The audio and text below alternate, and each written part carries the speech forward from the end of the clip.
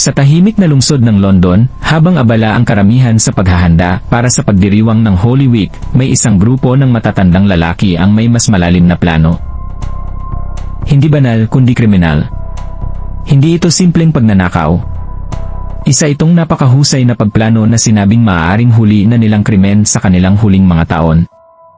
Si Brian Reader, 76 taong gulang, kilala sa alias na The Master, ay dating henyo sa mga jewelry heist noong dekada 80. Matagal na siyang nagretiro, ngunit nang mamatay ang kanyang asawa, tila nawalan siya ng saysay sa buhay. Kaya't nang muling makipag-ugnayan sa kanya ang dating kasamahan, si Terry Perkins, hindi siya nagdalawang isip. Isang huling trabaho lang, Brian.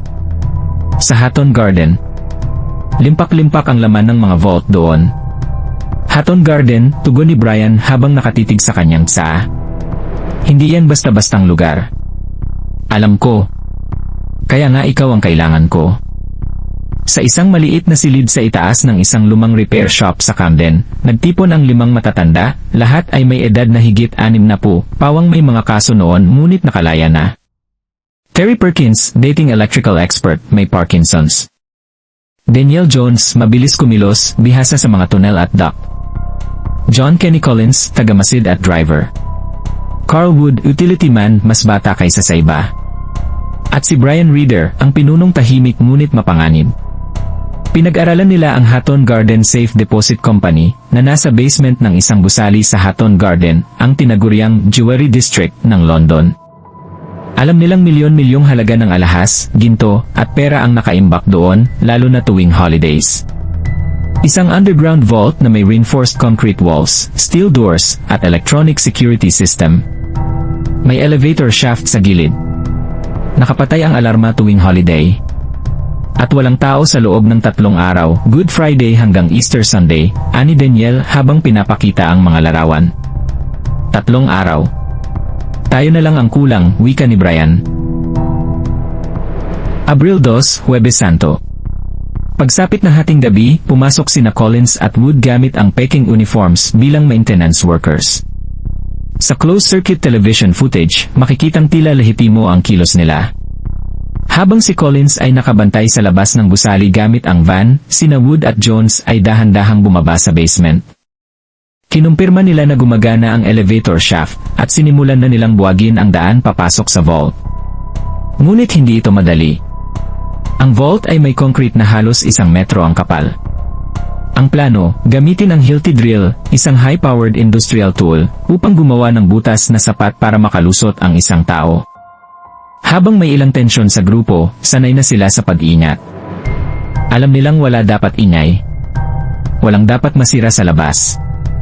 Dahan-dahan lang, baka sumabog yung alarma, bulong ni Perkins, habang nanginginig ang kamay. Nang makapasok na sila sa mismong storage area, saka lang nila napansin na kulang ang kagamitan. Nabitawan ni Jones ang isa sa mahahalagang tool, ang hydraulic jack para iangat ang steel door. Wala na silang oras, kaya napilitan silang umatras. Nagpasya si Brian na itigil muna ang operasyon. Babalik tayo Sabado ng gabi, utos niya. Bitin, pero di tayo papalpak sa huli. Habang palabas sila, walang kamalay-malay ang buong London na may mga matandang kriminal na nagpupumilit buksan ang isa sa pinakamahigpit na vault sa bansa. At hanggang ngayon, wala pa ring ideya ang mga pulis. Abril 4, Sabado, muling bumalik ang grupo. Ngayong kumpleto na ang kagamitan, mas determinado silang tapusin ang trabaho. Gumamit sila ng diamond tip drill para tuluyang buwagin ang butas. Isa-isang sinilip ni Jones ang mga safety deposit boxes gamit ang flashlight. Ginto, diamante, mga alahas, para tayong nasa bangko ng mga hari, ani Jones habang nakangiti.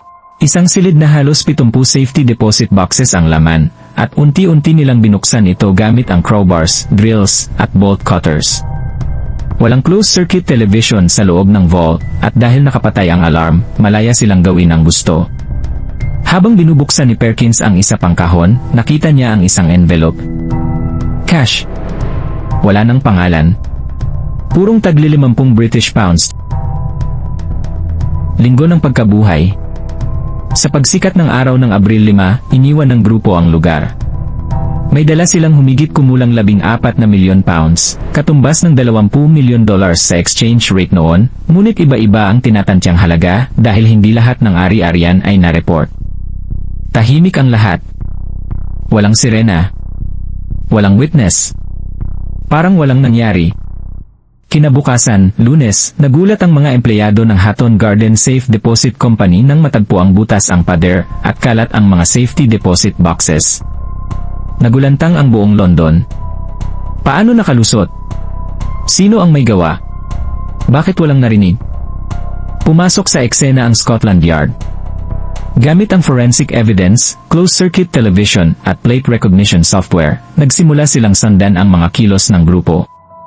Isa sa mga pagkakamali, ang getaway van ay hindi nila itinago.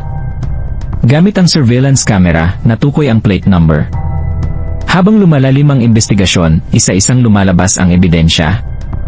May kamera na nakakuha kay Collins na paulit-ulit na dumadaan sa parehong kalsada. Si Perkins naman ay may naiwang fingerprint sa isang tool. Hindi pa man nila alam, patungo na sila sa kanilang pagkakahuli. Abril 7, 2015, pangalawang araw matapos ang Holy Week. Headline ng halos lahat ng pahayagan sa VA. Over 14 na milyon pounds stolen in daring Hatton Garden Heist, pulis, pahiya, naitakas ang yaman sa vault, mga pro, hindi baguhan, kilalanin ang mga gentleman thieves, hindi makapaniwala ang mga mamamayan. Paanong sa modernong panahon ng security camera, laser alarms, at 24/7 surveillance, ay naisahan ng mga magnanakaw ang isang highly secured na safe deposit vault. Lalong naging misteryoso ang kaso nang kumpirmahin ng pulisya na walang nasaktan, walang armas na ginamit, at lahat ng kilos ay parang gawa ng mga propesyonal. Sa loob ng mga linggo, nagsimula ang malawakang investigasyon ng Flying Squad, isang elite division ng London Metropolitan Police na tumututok sa mga armadong magnanakaw at robbery syndicates. Habang pinag-aaralan ng mga investigador ang closed-circuit television sa paligid ng gusali, may isang pamilyar na van na nakita, isang puting Mercedes-Benz Sprinter. Makailang ulit itong dumaan sa parehong kalsada bago at pagkatapos ng krimen. At lalong naging kahina-hinala ng matukoy na may global positioning system signal na aktibo pa sa van. Hindi ito itinago. Ang van ay nirehistro sa isang taong kilala ng pulisya, si John Kenny Collins, 74 taong gulang. Dati na itong nasangkot sa robbery at may record na. Gamit ang surveillance, sinundan ng pulisya ang van at sinimulan nilang bugbugin, hindi pisikal, kundi gamit ang covert surveillance, bug sa sasakyan, phone tap, at secret cameras. Ang hindi alam ng grupo, habang pinaghahati-hatyan nila ang mga alahas sa isang storage unit sa Enfield, may mga pulis nang nakikinig sa bawat usapan nila. Habang patuloy ang investigasyon, unti-unti ring nasisira ang tiwala sa grupo. Si Carl Wood, ang pinakabata sa kanila, ay nagdalawang isip matapos maramdaman na hindi patas ang hatian. Nakita rin sa surveillance na minsan ay hindi na siya sumasama sa mga meeting. Samantala, si Brian Reader, ang mastermind, ay tila nawala na sa eksena. Pagkatapos ng operasyon, hindi na siya sumama sa grupo. Sa katunayan, tumigil siya sa mga pag-uusap at hindi na rin pinuntahan ang mga nahuling payout meeting. Isa itong matalinong hakbang, ngunit huli na. Mayo 19, 2015, 6 na linggo pagkatapos ng heist. Sa isang malawakang raid, sabay-sabay na sinalakay ng Metropolitan Police ang mga bahay at storage units ng mga suspect. Nadakip sina John Kenny Collins, Terry Perkins, Daniel Jones, Carl Wood, at ilang iba pa na tumulong sa pagbenta ng mga ninakaw. Sa isang dramatikong eksena, sinalakay din ang bahay ni Brian Reader. Nakita siyang nag-aalmusal ng cornflakes habang pinapasok ng mga pulis ang bahay niya. Alam ko na darating kayo, bulong ni Reader. Pero naghintay ako ng almusal. Hindi na sila lumaban. Sa edad nila, alam nilang tapos na ang laro. Sa korte, bumulaga sa publiko ang edad ng mga suspect, Brian Reader, 76. Terry Perkins, 67. Kenny Collins, 74. Daniel Jones, 58. Carl Wood, 58. Tinawag sila ng media bilang Dad's Army T. The last of the gentleman thieves. The old blaggers. Sa kabila ng kanilang edad, aminado ang mga otoridad na sobrang bihasa ang grupo. They knew exactly what they were doing. This wasn't luck. It was experience. Sabi ng lead detective. Ilan sa kanila ang umamin habang ang iba ay pinilit ipagtanggol ang sarili. Ngunit sa dami ng ebidensya, fingerprints, surveillance footage, audio recordings, lahat ay nahatulan. Enero 2016, nahatulan ang mga pangunahing miyembro, Perkins, Collins, Jones, 7 taon bawat isa, Reader, 6 taon, at 3 buwan, dahil sa edad at sakit sa puso. Wood, at iba pa. Mas maikling sentensya. Habang ang ilan sa mga ninakaw ay nabawi.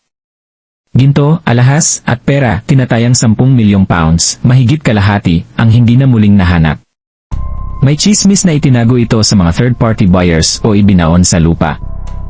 Hanggang ngayon, hindi pa rin alam kung nasaan ang natitirang kayamanan. 2018, namatay si Terry Perkins habang nasa loob ng kulungan. Si Brian Reader, dahil sa kalagayan ng kalusugan, ay pinayagang maglingkod ng sentensya sa bahay. Ang iba ay nakalaya na rin matapos ang ilang taon, buhay, ngunit hindi na makakapagtrabaho muli ng tahimik. Saan man sila magpunta, dala nila ang tatak ng pagiging Hatton Garden Robbers. Kung ikaw ay nasa edad 70 at may pagkakataong magnakaw ng milyon-milyong halaga na walang masasaktan, gagawin mo ba ito o mamumuhay ka ng payapa? Kung nagustuhan mo ang kwento ng Hatton Garden Heist, i-follow mo na ang page at channel ko para sa iba pang totoong kwento ng mga pinakamalalaking pagnanakaw sa kasaysayan.